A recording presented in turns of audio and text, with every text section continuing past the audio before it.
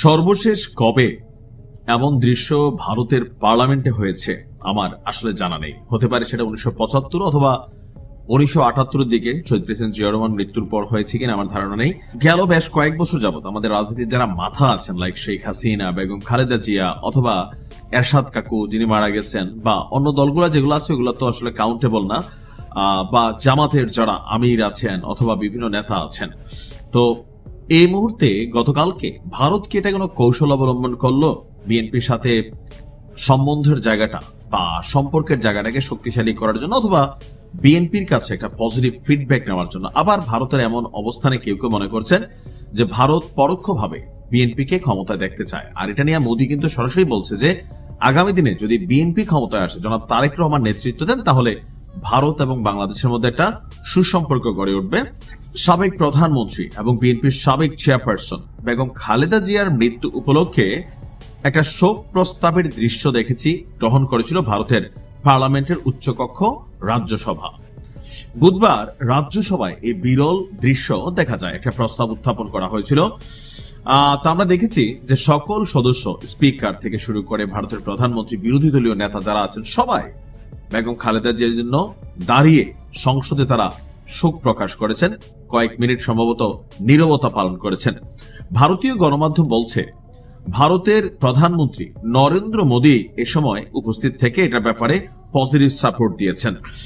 বলা হচ্ছে যে এই প্রস্তাবে রাজ্যসভার সাবেক দুই সদস্য এল গানসেন এবং সুরেশ কালদানির মৃত্যুতেও শোক প্রস্তাব উত্থাপন করা হয়।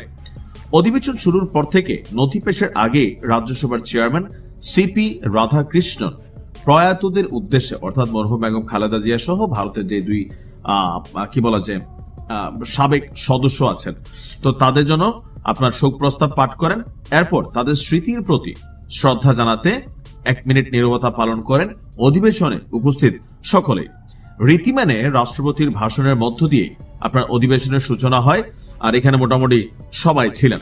তো সেই সময় বাংলাদেশের জনগণের প্রতি তারা সমর্থন জানিয়েছেন যে যারা বিএনপি ঘরানার আছেন অথবা জনাব তারেক জিয়ার পরিবার যারা আছেন, তাদের পাশে ভারত আছে। তো এই দৃশ্য দেখার পর, গণমাধ্যমে আসার পর, সবাই ভারতের প্রতি একটা পজিটিভ ফিডব্যাক ফিল করেছে। বিশেষ করে যারা বিএনপি ঘরানার নেতাকর্মী আছে তাদের কাছে বিষয়টা অবশ্যই সম্মানের মনে হয়েছে।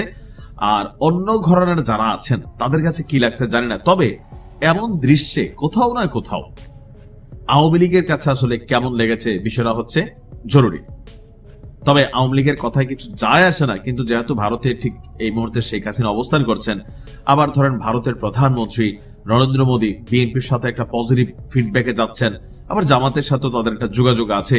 তো সবকিছু মিলিয়ে ওই যে গত 2 দিন আগে ওবায়দুল কাদের বলছিল আওয়ামী লীগের ভবিষ্যৎ অন্ধকার, ভারত তাদেরকে নিয়ে ভবিষ্যতে কি খেলা খেলে, এটা নিয়ে তিনি আসলে আশঙ্কা করছেন যে তিনি আর কখনো তার প্রিয় মাতৃভূমিতে ফিরে আসতে পারবেন কিনা। আসলে একটা অনিশ্চিত ভবিষ্যৎ আওয়ামী লীগের নেতাকর্মীরা দেখছে। আর এই ঘটনায় এর আগে আসলে আমি জানি না যে এখন কেউ তো মারাও যায় না এই লেভেলে, যে বড় মাপের, আমার জন্মের পরে আমি যেটা দেখি নাই।